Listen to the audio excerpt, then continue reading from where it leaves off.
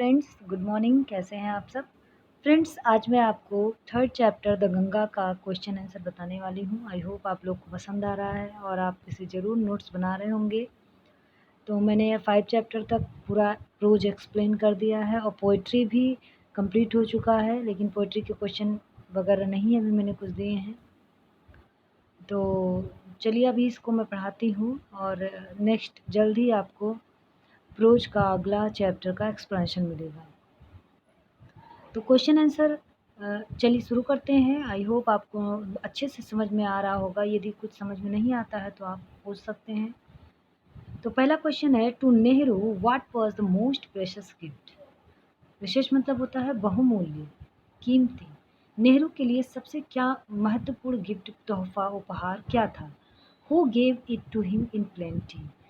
किसने उन्हें दिया इसे, इस उपहार को उन्हें किसने दिया बहुत अधिक मात्रा में? प्लेंटी में।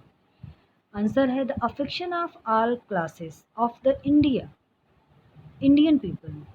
देखिए, अफेक्शन मतलब होता है स्नेह, ऑल क्लासेस मतलब सभी वर्ग। आंसर है the affection of all classes of the Indian people is the most precious gift in Nehru ji के विचार में। नेहरू जी के विचार में ये है कि भारत के सभी वर्ग के लोगों से जो उन्हें स्नेह प्राप्त हुआ वही उनके लिए बहुमूल्य उपहार है। His countryman gave it to him in plenty. उनके कंट्रीमैन मतलब देश के निवासी, उनके देशवासियों ने उन्हें इसे बहुत अधिक मात्रा में प्लेंटी में दिया, प्रेम को या स्नेह को। सेकेंड क्वेश्चन है, why does Nehru feel so deeply indebted to his innumerable comrade and colleague. Nehru ji अपने असंख्य साथियों सहयोगियों के लिए इतने अधिक कृतज्ञ दिल से क्यों महसूस करते हैं? Nehru feels deeply indebted to his innumerable असंख्य, और कॉमरेड मतलब होता है साथी, कलीग सहयोगी। कॉमरेड कलीग लगभग सेम ही है। Because they have been joint partner. Nehru ji अपने साथियों के लिए इसलिए कृतज्ञ महसूस करते हैं क्योंकि वे सब ज्वाइंट रहे हैं, पार्टनर की भांति, और वे बड़े बड़े कार्य को उन्होंने किया है। Great undertaking and have shared the trim and सारो विच इनविटेबली accompany them। उन्होंने बहुत बड़े बड़े कार्य किए हैं, विजय में, दुख में, मतलब सब में साथ रहे हैं, इसलिए नेहरू जी उनके भी कृतज्ञ अपने आप को समझते हैं। Did Nehru consider the Ganga a holy river. क्या नेहरू जी गंगा को एक पवित्र नदी मानते हैं? Why did he want his ashes emerged in the Ganga. वो ऐसा क्यों सोचते हैं कि वो क्यों ऐसा चाहते हैं कि उनकी अस्थियां गंगा में विसर्जित की जाए? Nehru did not attach any religious significance to the Ganga. उनका धर्म कोई भी धार्मिक वास्ता नहीं है गंगा से। He wanted his ashes immersed in the Ganga because he had been attached to it since his childhood। वो इसलिए चाहते हैं कि उनकी अस्थियां गंगा में विसर्जित हो क्योंकि वो बचपन से इससे अटैच रहे हैं। He also felt that the Ganga was a symbol of India's great and ancient culture।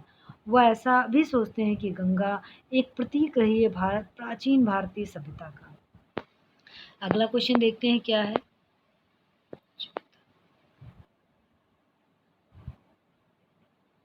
Y does Nehru not consider the Ganga a holy river. Ganga को होली रिवर वो क्यों नहीं मानते हैं? Nehru does not consider the Ganga to be a holy river. Nehru ji Ganga को holy river नहीं मानते। He feels that the Ganga is the symbol of India's great and ancient culture. वह सोचते हैं कि गंगा जो है भारत की महान प्राचीन सभ्यता का एक प्रतीक है। वाई डज नेहरू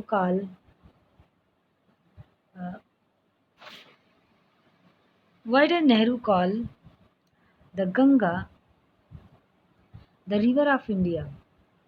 गंगा को नेहरू रिवर ऑफ इंडिया क्यों कहते हैं? Nehru calls the Ganga the river of India because she is loved by all people of India. River of India Nehru ji Ganga को इसलिए कहते हैं क्योंकि भारत के सभी वर्ग के लोग इसे प्रेम करते हैं। Religious sentiment and beliefs of the Indians people are attached to his rivers this rivers. इस नदी से भारतीय लोगों की धार्मिक आस्थाएं और विश्वास भी जुड़े हुए हैं। अब छठवां क्वेश्चन है, What did the Ganga remind him of?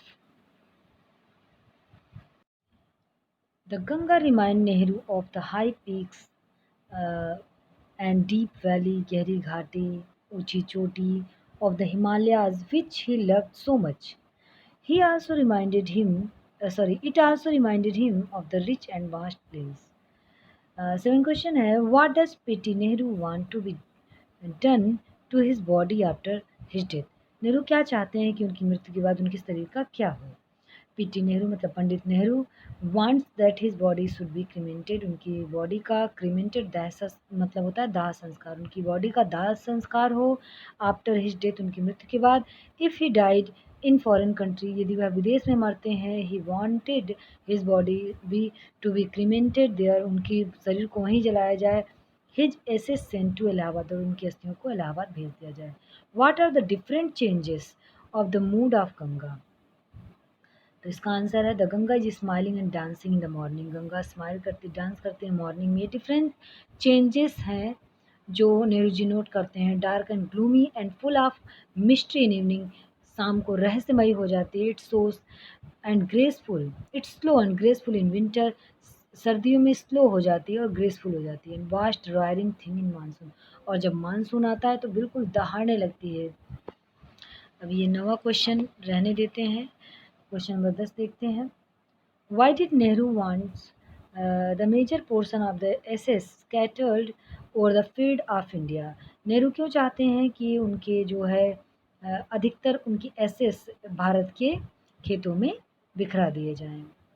Nehru wanted the major portion of his ashes to be scattered, Nehru चाहते हैं कि उनके एसेस का, उनकी अस्थियों का बहुत अधिक भाग भारत के खेतों में बिखरा दिया जाए। Because he wanted them to mingle with the dust, क्योंकि वह चाहते हैं कि उनकी जो अस्थियाँ वह उस भारतीय भूमि में मिल जाए, एंड सॉइल मतलब मिट्टी में मिल जाए, of India, and become an indistinguishable part of India, और एकदम भारत का एक ऐसा भाग बन जाए जो कभी भी अलग ना हो सके। अगला क्वेश्चन है, how long before he died did Nehru write his will? तो कितने पहले उन्होंने लिखा था? How do you know? Nehru wrote his will 10 years before he died, 10 साल पहले उन्होंने लिखा था। He know this because he we know this because he wrote his will on 21st June 1954, where is he died in 1964। 1954 में इन्होंने लिखा था, जबकि ये 1964 में इनकी डेथ हुई थी। अगला क्वेश्चन है, what does Nehru want India to rid herself of?